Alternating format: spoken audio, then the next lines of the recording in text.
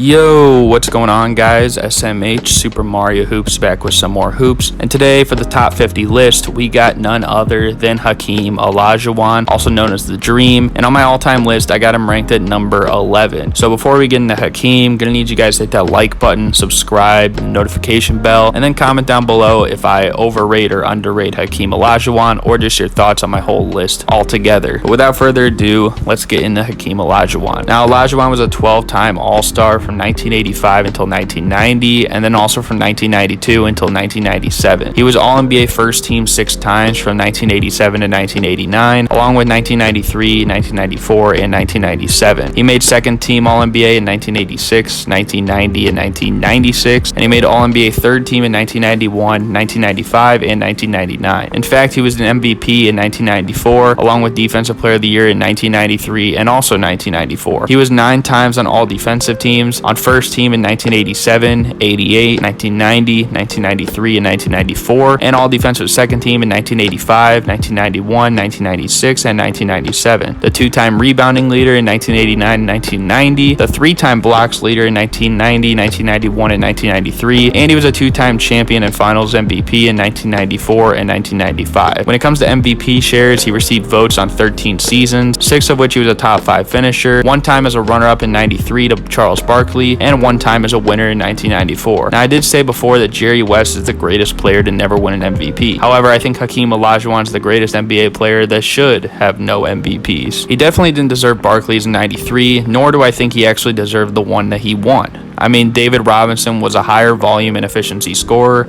a better rebounder, more assists on less turnovers, a higher PER, a higher VORP rating, a higher BPM, and accounted for 20 win shares in the season to Hakeem's 14.3. While Hakeem was Defensive Player of the Year this season, he actually received 23 votes for the Defensive Player of the Year award, and the second place finisher received 22 votes, and that player was David Robinson. So they were both extremely close when it came to defense on this season, but offensively D-Rob blew him away. And yeah, Hakeem's Rockets won 3 more games, but even though people love to downplay Hakeem's supporting cast, it was greater than that of David Robinson's for this season. But when we move to all-time stats, Hakeem has 26,946 points for 12th all-time, 13,748 rebounds for 14th all-time, 2,162 steals is 9th all-time, and he has the most blocks ever with 3,830.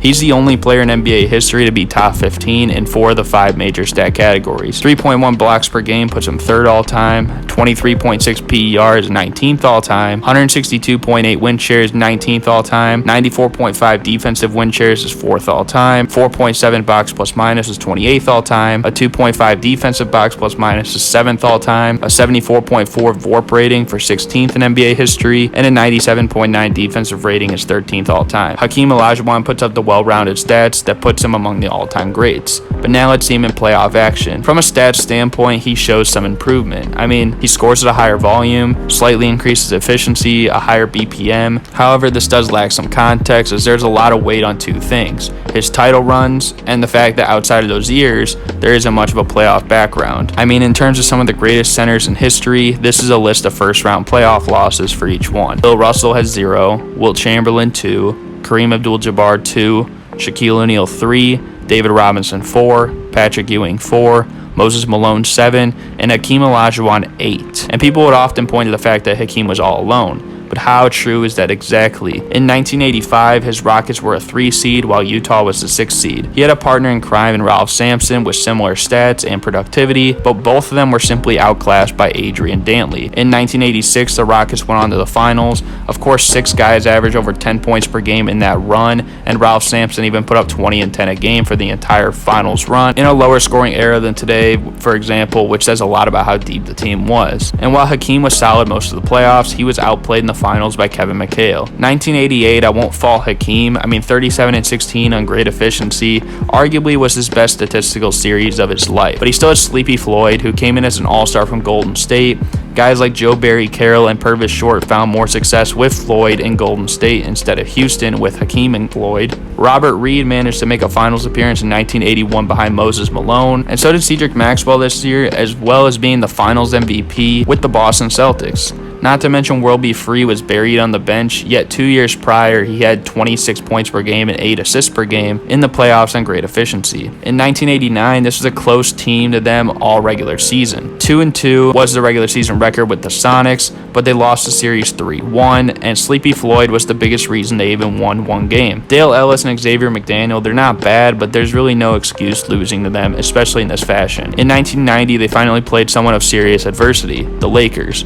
However, this doesn't give Hakeem a pass. 18.5 points a game, 11.5 rebounds a game, 44% from the field, and about 48% true shooting, and wasn't even the best player in his team, because that was Otis Thorpe. To be real, he might not have even been second, because Sleepy Floyd created more opportunities and was much more efficient. Now, Hakeem did have 5 blocks per game this series, but with no Kareem anymore for the Lakers, and them still trying to figure out the starting center position with AC Green and a rookie Vlade Divac, who both collectively shot about 70% true shooting for the series, it really doesn't say much. In 1991, the Lakers swept him. It was Magic's final showing in his prime, and Hakeem was okay, but still Magic did outplay him. He also had 3 teammates averaging over 15 points per game on solid efficiency. Thorpe was also a great rebounder, and Kenny Smith was a great facilitator. And ironically, this is the year that Hakeem missed 26 games due to injury and other conflicts, and yet the Rockets still put up a then franchise best record, 52-30, on a season when Hakeem wasn't even an all-star. I mean, isn't that something? And when he came back in 1992, when he was healthy, not only did he have an all-star teammate in Otis Thorpe, but then they missed the playoffs. Over his rings, in 1994, I'm going to give you a few names: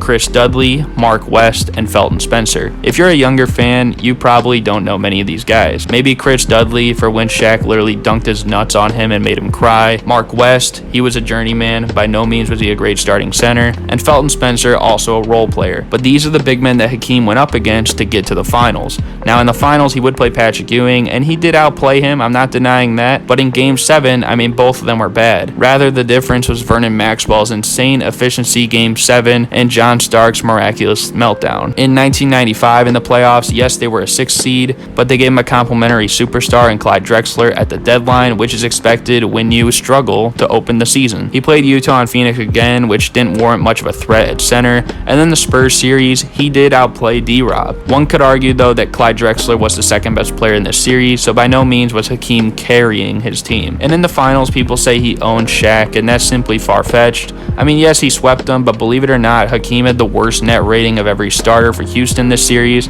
and Shaq was a much more efficient and still a high-level scorer, a better rebounder, and averaged more blocks. Now, Hakeem was still a more efficient facilitator, but I think this should be noted. In 1997, I've already said before that Hakeem choked, especially at the end of that Game 6, where John Stockton kind of took control of the game. In 1998, he averaged 20 and 10, but shot under 40% from the field and 45% true shooting, including 15 points, 9 rebounds, and 5 turnovers on 36.8% from the field and 25% from the free throw line in the final game when Karl Malone dominated him the whole series and outscored and out-rebounded all of him, Barkley, and Drexler in the closeout game combined. And if you thought that was bad, I mean, remember that guy Shaq, you know, the one that was Hakeem's son? Well, in 1999, Shaq grew up, and Hakeem still wasn't washed. I mean, he was literally All-NBA that year and would have been All-Star too if the lockout didn't happen. But this is a 4-5 seed matchup, and Hakeem averaged 13 points, 7 rebounds, less than a block a game on about 42.5% from the field and 46% true shooting on a -11 net rating, and Shaq averaged double his points, 8 times as many assists, 5 times as many blocks on way better efficiency. People will say Hakeem was old, but then they won't say Shaq was too young when he was literally 22. I mean, I see LeBron fans use it every day for the 2007 finals, so how is it not fair? So when it comes to Hakeem Olajuwon, yeah, he is overrated. I've never seen a player improve their all-time ranking post-retirement more than Hakeem Olajuwon. I mean, what did he do, grow hair? Or did he get new drip? Because quite frankly, yes, he won 2 rings, but it's also convenient that it was in Jordan's absence. And isn't it weird that he never made it back? Sure, he didn't always fumble the bag when he lost early, but he kind of did in 1990. His 1991 return arguably did more hurt than help for the chemistry. He missed the playoffs as a whole in 1992, and he choked for 3 straight years from 1997 to 1999, in which those teams were labeled elite but a failed experiment. He played alongside many shooters as well, and conveniently only won or even came close to it when the 3-point 3-point line was shortened for a few years to boost his shooters. He has a storied past as a bad teammate and even a serious contract dispute in 1992 that resulted in him being suspended and even requesting a trade before they even won. His on-court leadership was not there. I would somewhat compare it to Kawhi's biggest drawback in the sense where he's not a vocal leader. Kawhi had Lowry and Tony Parker, while Hakeem had the Jet and Vernon Maxwell and later Clyde Drexler. He also wasn't that efficient. I mean, he shot under 54% from the field and under 58% true shooting every year of his career despite great footwork and size. I mean, overall, he's a great two-way talent, one of the best defenders ever, but his 2 rings are the only thing he gets acknowledged for and not his more frequent failures. So I hope you guys enjoyed this video. If you did, be sure to like, comment, subscribe.